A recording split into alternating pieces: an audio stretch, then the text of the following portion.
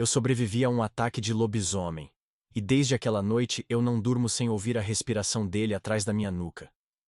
Se você está ouvindo minha voz agora, prove que ela não se perdeu no mato fechado. Curta este vídeo e se inscreva no canal, porque talvez seja a única maneira de manter este testemunho vivo.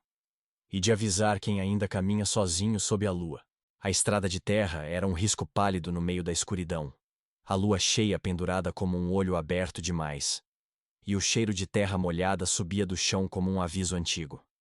Eu voltava da casa de um vizinho, tarde demais, quando o vento parou de repente e a noite ficou sem insetos, sem grilos, sem nada. É assim que a floresta segura a respiração, quando algo maior entra em cena. Tenho 27 anos, mãos calejadas de quem trabalha no campo, pele morena curtida de sol, cabelo escuro curto, barba por fazer, e naquela hora, eu apertava o casaco contra o peito tentando enganar o frio que vinha do brejo. Primeiro ouvi longe, um uivo fino que não parecia de cachorro nem de lobo. Era mais agudo, mais comprido, e tinha algo de humano no fim, como um lamento engasgado. Depois vieram os estalos, galhos se partindo em círculo, sempre fora do meu alcance de visão, como se a mata tivesse olhos. A lua, que antes era claridade, virou um farol contra mim. Minhas sombras alongadas me traíam a cada passo. Tentei acelerar, mas o barro sugava as botas, e o cheiro no ar mudou. Um misto de pelos molhados, folhas esmagadas e ferro frio, um metálico que eu só reconheceria depois. O silêncio, então, quebrou com uma passada pesada, um arrasto breve, e outra, sincronizadas com o bater do meu coração.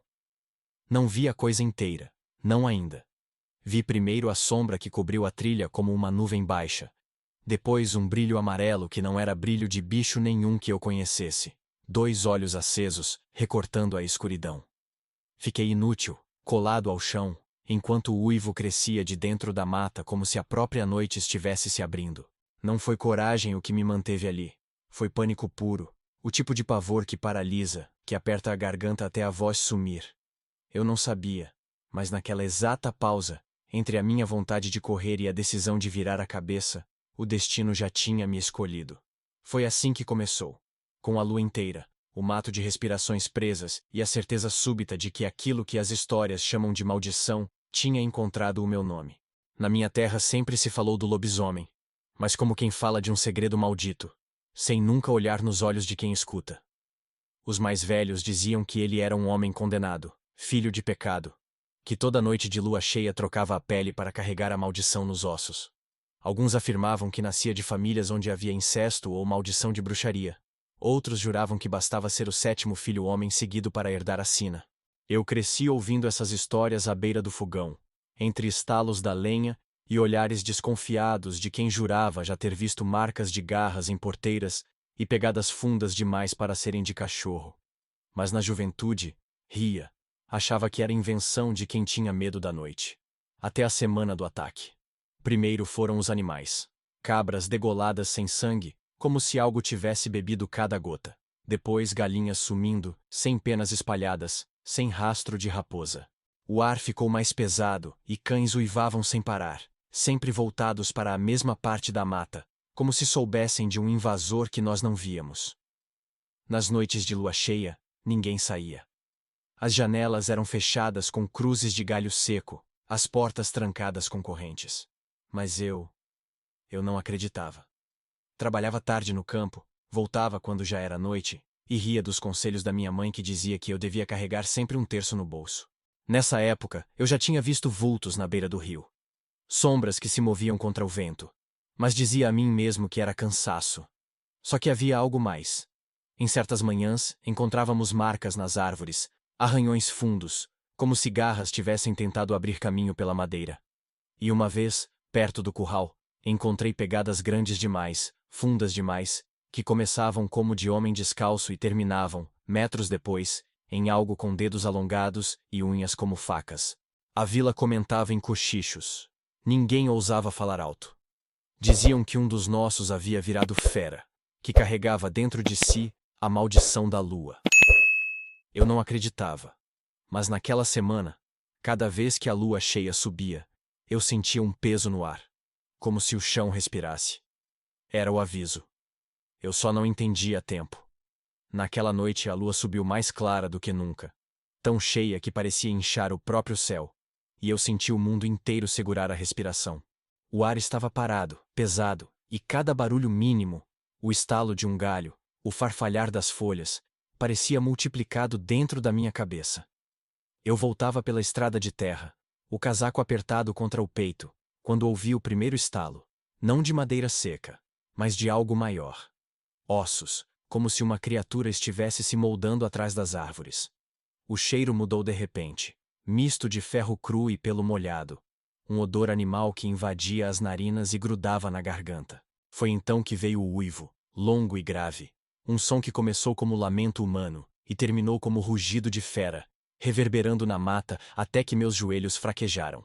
As galinhas do sítio vizinho enlouqueceram em cacarejos, os cães latiam como se tentassem avisar um exército invisível.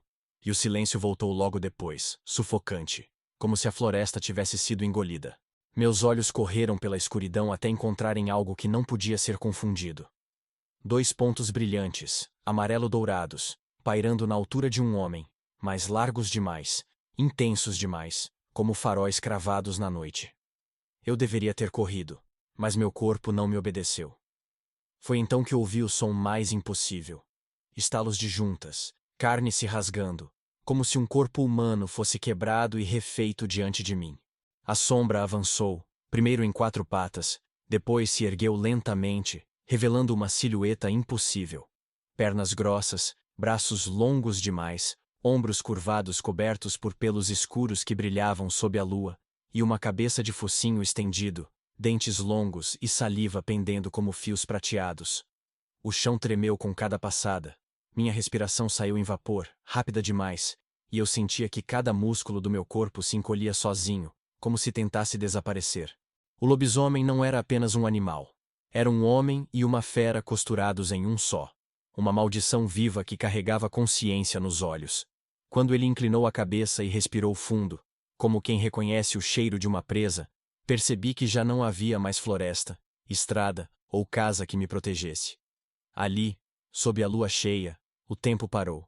E eu soube, no fundo, que a noite não terminaria sem sangue. Quando o lobisomem soltou um segundo uivo, mais curto e mais próximo, minhas pernas finalmente se moveram. Corri pela estrada enlameada sem olhar para trás, o coração batendo tão alto que abafava qualquer outro som. O vento frio cortava meu rosto, mas era o barulho atrás de mim que me arrancava o ar. Passos pesados, ora em 4, ora em 2 patas, rasgando o chão como se a terra fosse papel. Eu sabia que não havia como competir com aquilo, mas o instinto não me deixou parar.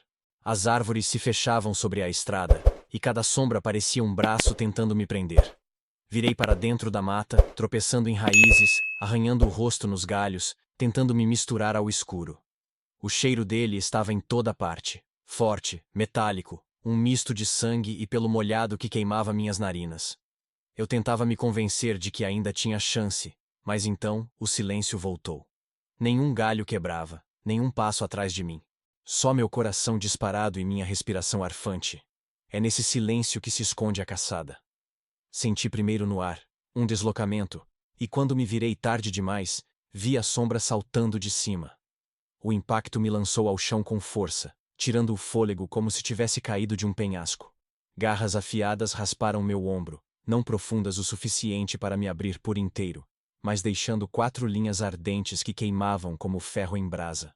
O peso dele sobre mim era esmagador, e por um instante vi de perto os olhos dourados, fixos nos meus, e percebi algo que me gelou ainda mais que o frio. Havia consciência ali. Aquela fera sabia o que fazia. Não era apenas fome. Era escolha. Com um movimento desesperado, chutei com o calcanhar contra sua barriga, e por sorte ou milagre, ele recuou o suficiente para eu me arrastar até um tronco caído. Enfiei-me por baixo, arranhando braços e pernas, tentando criar uma barreira entre nós. Ouvi seu rosnado grave vibrando no ar, tão perto que sentia o bafo quente atravessando a madeira. Ele circulava, testando minha fraqueza, batendo as garras contra o tronco, cada golpe soando como martelo em porta de ferro.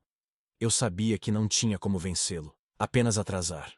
A dor no ombro latejava, as veias pulsavam quentes demais, como se algo tivesse entrado em mim junto com o corte. E então, Depois de minutos que pareceram horas, o uivo ecoou outra vez, mais distante, e os passos pesados foram sumindo.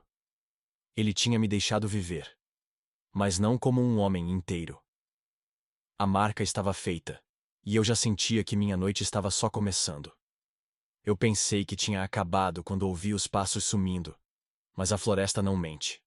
O silêncio nunca é perdão.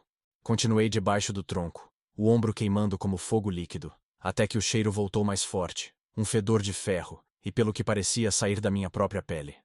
Quando ergui a cabeça, ele estava lá outra vez, parado diante do tronco como se tivesse me dado vantagem apenas para brincar com o medo.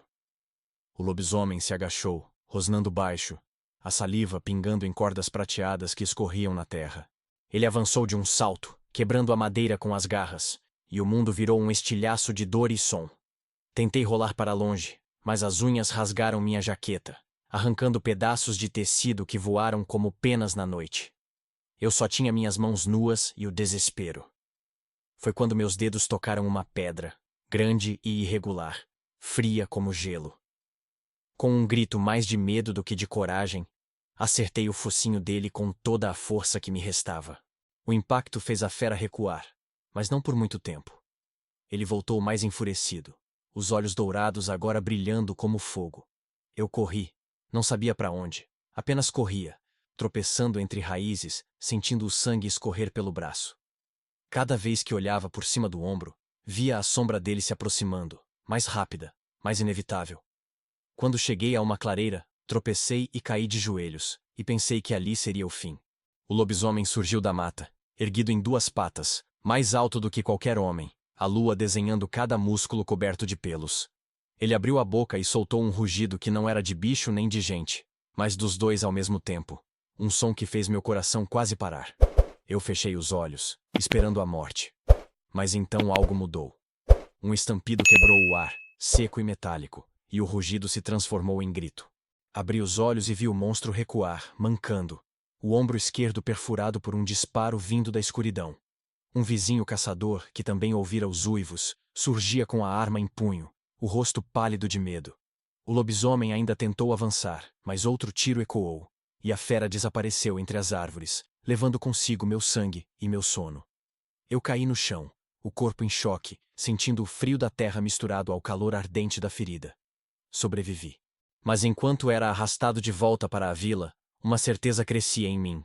Ele não tinha desistido. Ele tinha me marcado, e aquilo não terminaria ali.